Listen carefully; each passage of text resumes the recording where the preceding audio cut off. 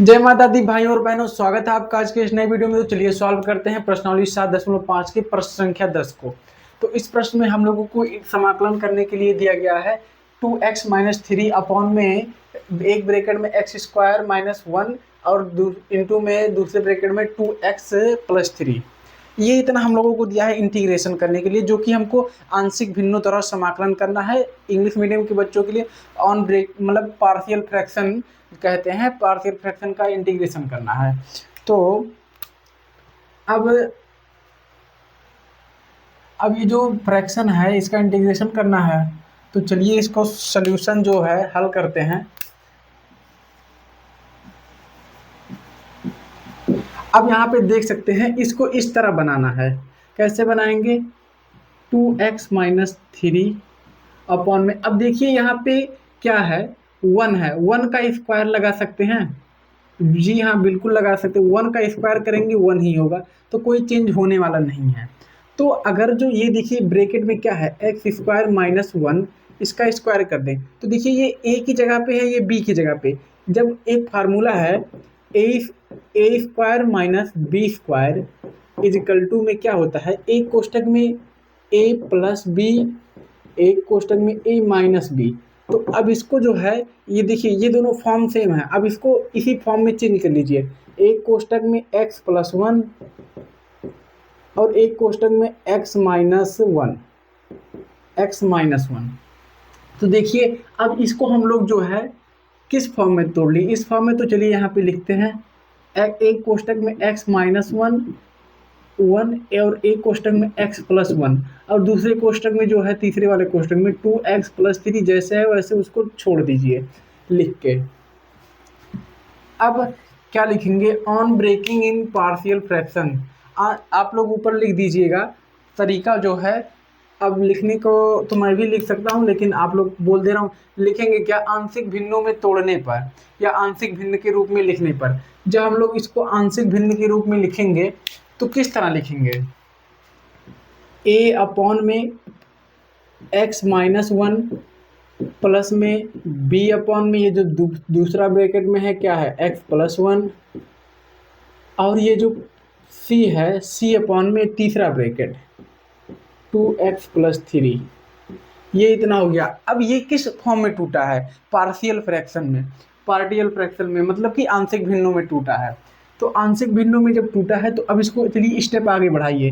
यहाँ पे 2x-3 ऊपर वाला जैसे है वैसे कर दीजिए, x-1 x+1 और 2x+3। अब इसका करिए क्या, अब ये जो है, अब इसका एलसीएम लीजिए। एलसीएम लेके तिरछा गुणा कराइए, x-1 x+1 2x+3, इसका एलसीएम होगा तीनों का। अब a के गुणे में क्या रहेगा? a के नीचे वाला छोड़ के ये दोनों गुणे में रहेंगे। किसके? a के गुणे में x+1 और ये वाला 2x+3। और b के गुणे में क्या रहेगा? प्लस में b के गुणे में आएगा, b के गुणे में आएगा ये दोनों, उसके b के नीचे वाला नहीं रहेगा, x-1 और 2x+3 प्लस में c गुणे में, अब ये दोनों रहेगा c के गुणे में x-1 और x+1। ये इतनी बात समझ में आ रही है आप लोगों को? आनी भी चाहिए। अब देखिए ये हर दो है, दोनों का हर समान है, तो हर कैंसिल हो जाएगा। ये दोनों भाग देने पे मतलब इधर ले आएंगे तो कैंसिल हो जाएगा, डायरेक्ट कैंसिल कर दिया जा रहा है। बच क्या रहा है? अब यहाँ पे बच रहा है 2x-3 इजिकल टू में a x+1 2x+3, ऊपर वाला पूरा बच रहा है, प्लस में b x-1 2x+3 प्लस में c x-1 x+1। ये इतना बच रहा है। अब क्या करना है हम लोगों को? ये जो है इसको समीकरण 1 बना लेना है और इसको समीकरण 2। अब क्या करेंगे हम लोग? जो समीकरण 2 से है a b c की वैल्यू निकालेंगे। समीकरण 2 से क्या क्या करना है? अब a b c की वैल्यू निकालनी है। अब ए की वैल्यू निकालने के लिए सबसे पहले ए के नीचे वाले को क्या करेंगे, ए के नीचे वाले को एक्स के बराबर लेंगे। तो ये जो ए के नीचे वाला है x minus one is equal two में जब x minus one is equal two में 0 तो x बराबर में 1। अब यही जो x बराबर 1 है, समीकरण 2 से ही सब ए बी सी का वैल्यू निकालना है, तो बार बार लिखना जरूरी नहीं है। तो x बराबर 1 समीकरण 2 में रखने पर क्या करेंगे, समीकरण 2 में x बराबर 1 रखिए, जहाँ जहाँ x है वहाँ वहाँ 1 रखते चले जाइए। तो यहाँ पे 1 रखेंगे, 2 इंटू 1 माइनस में 3 इजकल टू में, अब देखिए यहाँ पे 1 रखेंगे। अब मान लीजिए यहाँ पे हम 1 रख रहे हैं, अब अगर जो यहाँ पे x है 1 रखा, 0 आ गया, 0 ये पूरी वैल्यू 0 आ जाएगी, गुणा में है, तो इसी वजह से x है, मतलब आपको समझाने के लिए। और यहाँ पे हम 1 रखेंगे, ये भी वैल्यू पूरी 0 हो जाएगी। तो आप लोग समझ यहाँ तक सॉल्व कर रहे हैं तो बाकी पता ही चल गया होगा कि 0 कैसे हो जाएगा। यहाँ पे 1 रखा, ये 0 हुआ, तीनों का गुणा हो गया, 0 हो जाएगा, मतलब कि आएगा क्या a। अब यहाँ पे x की जगह पे 1 रखा प्लस में 1, और यहाँ पे 2 इंटू में x है, x की जगह पे 1 रखा प्लस में 3। अब यहाँ पे b वाली जो वैल्यू है ये पूरी वैल्यू 1 रखने से 0 हो जाएगी, x की जगह पे 1 रखने पे, तो इसी वजह से a भी 0 हो जाएगा और c वाला जो है वो भी 0 हो जाएगा। तो मतलब कि ये दोनों 0 हो जाएगा, तो इसको लिखने की ज़रूरत नहीं है, आप लोग समझ गए, बस वही काफ़ी है। और यहाँ पे अब देखिए, अब 2 इंटू 1 क्या हो जाएगा, 2 माइनस 3, और a 1 प्लस 1 2 इंटू में 2 इंटू 1 क्या हो जाएगा, 2 इंटू 1 हो जाएगा 2 प्लस 3 5, 5 टू जा 10, ये हो जाएगा 10a, और यहाँ पे माइनस माइनस क्या हो जाएगा, माइनस 3 नहीं 1। अब a बराबर में क्या आएगा, a बराबर में आएगा -1/10। a बराबर में क्या आया, -1/10। इतना आ गया। अब क्या करना है हम लोगों को, अब b की वैल्यू निकालनी है। b की वैल्यू निकालने के लिए जो b के नीचे वाला है, b के नीचे वाला क्या है, जब x plus one is equal two 0 रखेंगे तब क्या आएगा, तो x बराबर में -1 आया। अब x बराबर -1, फिर से समीकरण 2 से ही सबको वैल्यू निकालना है। अब x बराबर -1 कहाँ रखेंगे, इसी समीकरण 2 में, तो क्या है 2x इंटू -1, तो हो जाएगा, यहाँ पे डायरेक्ट करते चल रहे हैं, -2 -3 इजिकल टू में a वाली वैल्यू 0 हो जाएगी, ये c वाली वैल्यू 0 हो जाएगी। आप लोग x की जगह पे -1 रख के चेक कर सकते हैं, खाली b वाली वैल्यू से निकलेगा, तो डायरेक्ट हम लोग कर दे रहे हैं b ब्रैकेट में x की जगह पे -1 2 इंटू 2 गुणे में -1 प्लस 3। अब माइनस माइनस प्लस हो गया, ये -5 हो गया, हाँ -5 हो गया, और b इंटू में ये हो गया minus into minus plus 1 into में क्या हो गया, -2 प्लस 3, -5 इजिकल टू में b, और ये हो गया 2 माइनस 1 आ गया, b इजिकल टू में क्या आ गया, -5। b बराबर में क्या आ गया, -5 आया, शायद नहीं, कहीं मिस्टेक हुआ है,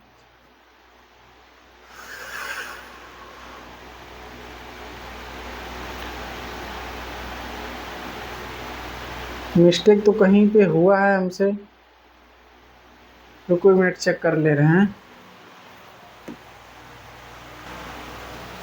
यहाँ पे देख सकते हैं कि -1 क्या हो जाएगा, -2 हो जाएगा, तो 2 से 1 का गुणा होगा, तो यहाँ पे हो जाएगा -2, और यहाँ पे b की वैल्यू क्या हो जाएगी, b बराबर में आएगा 5/2, b की वैल्यू आएगी मतलब +5/2। अब एक काम करना है, अब c की वैल्यू निकालनी है। c की वैल्यू निकालने के लिए सबसे पहले हम लोग क्या करेंगे, जब c के नीचे वाले को 0 के बराबर रखेंगे, क्या है 2x प्लस 3 इजिकल टू 0, तब 2x, अब ये 3 को उधर ले जाएंगे, क्या हो जाएगा, -3। अब x जो है x को इधर छोड़िए, बराबर में क्या है -3, अब 2 को उधर ले जाइए, बटे में -3। अब यही जो x बराबर में -3/2 है, अब यही समीकरण 2 में रख दीजिए। तो जब इसको समीकरण 2 में रखेंगे, तो क्या हो जाएगा, तो ये जो है यहाँ पे -3/2, यहाँ पे -3/2 रखेंगे, ये a की पूरी वैल्यू 0 हो जाएगी, b की पूरी वैल्यू 0 हो जाएगी, लेकिन इसी में खाली c वाले में रखिए। कहाँ रखेंगे, 2x - 3 इजिकल टू में c वाले में रखिए, बाकी ये पूरा 0 हो जाएगा। आप लोग रख के एक बार आप लोग यहाँ पे जहाँ x है यहाँ पे -3/2 रख के आप लोग चेक कर लीजिए, आप लोगों के प्रैक्टिस के लिए। लेकिन मुझे पता है, मैं आपको बता रहा हूँ, लेकिन आप लोग प्रैक्टिस कर लीजिए। बराबर में क्या हो जाएगा, c इंटू में -3/2 -1, दूसरे ब्रैकेट में -3/2 +1। अब यहाँ पे भी माइनस क्या रहेगा, 2 इंटू -3/2। अब यहाँ से 2 से 2 कैंसिल हो गया, -3 इजिकल टू में क्या हो गया, c। अब यहाँ पे c इंटू में 2 ऊपर जाएगा, -3 -2/2। दूसरे ब्रैकेट में क्या रहेगा, -3 प्लस में 2/2। ये माइनस माइनस हो गया, प्लस का 6 माइनस का 6 रहेगा, -6 इजिकल टू में ये हो गया माइनस माइनस प्लस, c जो है -5/2, और ये हो गया माइनस का 1/2। अब यहाँ पे -6 है, c इंटू में क्या है, ये देखिए, इन दोनों का गुणा कराएंगे तो माइनस इंटू माइनस प्लस हो जाएगा, 5 में क्या हो जाएगा, 4। अब देखिए, अब ये 4 बटे में ऊपर जाएगा, 6 चौक 24 हो जाएगा, 24/5 आएगा। c की जो वैल्यू होगी, c बराबर में मतलब कि अब यहाँ पे देख दे रहे हैं, c इजिकल टू में -24/5। आप लोग इसको और आगे बढ़ा के सॉल्व करके निकाल सकते हैं, -24/5, c की वैल्यू आ गई। अब ये तीनों वैल्यू हमको मिल चुकी हैं, ए बी सी की वैल्यू। अब क्या करना है, यहाँ पे जो हमने समीकरण 1 माना है, समीकरण 1 का समाकलन, समीकरण 1 का समाकलन करने पर समीकरण 1 का समाकलन करिए। अब यहाँ पे आप लोग देख सकते हैं, अब समीकरण 1 यही है, यहाँ पे इंटीग्रेशन मार्क लगाया, इनटू में आ गया dx, और ये जो ये दोनों सेम आ गया, देखिए दोनों सेम है, ये i के बराबर है तो ये भी i के बराबर लिख दीजिए। ये समीकरण 1 का इंटीग्रेशन होगा तो इंटीग्रेशन मार्क लगा, ये i के बराबर आ गया, ये i के बराबर जब आ गया तो बाकी किसका इंटीग्रेशन होगा, अब इधर वाले पार्ट का इंटीग्रेशन होगा, समाकलन होगा। तो चलिए समाकलन करिए, a/, में इंटू में dx x-1 प्लस में b इंटू dx अपॉन में x+1 प्लस में integration mark c dx upon में 2x+3। ये इतना का। अब चलिए इंटीग्रेशन करिए। अब इन तीनों का जब इंटीग्रेशन करेंगे तो ये हो जाएगा a log x-1 प्लस में b log x+1 प्लस में c। अब देखिए, अब इसका इंटीग्रेशन हो जाएगा, लेकिन यहाँ पे 2x है। देखिए इन दोनों में x के साथ गुणे में कोई अंक नहीं है, लेकिन यहाँ पे x के साथ गुणे में 2 है। तो अब इसका साइड में d/dx कर लीजिए, नीचे वाले का d/dx 2x+3 का वो हो जाएगा। तो क्या होगा, इसका होगा dt/2 इजिकल टू में dx। तो मतलब कि ये जो बटे में 2 आएगा, यहाँ पे बटे में 2 आएगा, मतलब यहाँ पे देखिए डायरेक्ट हो गया ना, यहाँ c के बटे में यही बटे वाला 2 आएगा, c/2 log 2x+3। बाकी अब c आ गया डायरेक्ट। देखिए यहाँ पे देखिए कोई बट्टे में बी के बट्टे में कुछ नहीं है, लेकिन यहाँ पे एक्स के गुणे में है, तो यही गुणे वाला जो है इंटी यहाँ पे डिफरेंशिएशन होके बट्टे में आ गया। बस इतना आपको पता होना चाहिए। अब क्या करना है, अब ए बी सी की वैल्यू रखिए। Put the value of A B and C. A B C की वैल्यू रखिए। ए की वैल्यू क्या है, ए की वैल्यू है -1/10 -1/10 log x -1 प्लस में b की वैल्यू क्या है, b की वैल्यू 5/2 है, 5/2 log x + 1, यहाँ पे x -1 है, और प्लस में c की वैल्यू क्या है, c की वैल्यू है -24, तो यहाँ पे लिख दिए -24 अपॉन में 2 पहले से है -24/5, तो अब ये 2 से ये कट जाएगा, तो क्या होगा यहाँ पे 12 आ जाएगा ऊपर, तो डायरेक्ट यहीं पे लिख देते हैं 12/5 -12/5 log 2x प्लस में 3 प्लस में c। ये हो गया आंसर। अगर जो आंसर करेक्ट है, ये आगे पीछे कर दिया होगा जहाँ तक मुझे लग रहा है, बाकी नहीं तो आंसर तो सही आना चाहिए। पूरा स्टेप बाय स्टेप बताया हूँ विस्तार से आपको। अगर जो थोड़ी सी भी कोई कमी लगे तो आप लोग कमेंट कर दिया करिए। मैं जैसे कि बताता हूँ हर वीडियो में, मेरा बताने का फ़र्ज़ है, इतने मेहनत से वीडियो बना रहा हूँ रात में जाग जाग के, तो आप लोग कोई कमी हो बताइए, क्योंकि मैंने अभी नया नया चैनल स्टार्ट किया है पढ़ाना, तो मुझे भी नहीं पता कि पढ़ाने का सही तरीका क्या है। 5/2 यही खाली जो है क्या किया है, ये जो है आगे पीछे कर दिया है, क्योंकि माइनस वाला बीच में ले जाके रख देते हैं। तो क्या रखा है, ये 5/2 वाला आगे ले आया है, 5/2 log x + 1, और ये माइनस वाला बीच में ले आया है -10 log